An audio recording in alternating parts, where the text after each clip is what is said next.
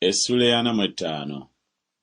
Ekigambo Yeremiya nnabbi kye yagamba Baluki mutabani wa Neriya bwe yawandiika ebigambo bino mu kitabo ng'ajja mu kamwa ka Yeremiya mu mwaka ogwokuna ogwa Yekoyakimu mutabani wa Yosiya kabaka wa Yuda ng'ayogera nti, bw'ati bw'ayogera Mukama Katonda wa Isirayiri eri ggwe, ayi Baluki, nti wayogera nti zinsanze kaakano, kubanga Mukama ayongedde obuyinike ku kulumwa kwange, okusinda kwange kunkooyezza, so siraba kuwummula kwonna.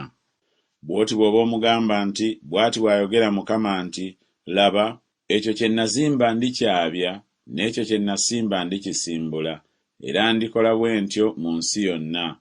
Era weenoonyeza ebikulu, tobinoonya, kubanga laba, ndireeta obubi ku bonna abalina omubiri, bw'ayogera Mukama, naye obulamu bwo ndibukuwa okuba omunyago mu bifo byonna gy'onoogendanga.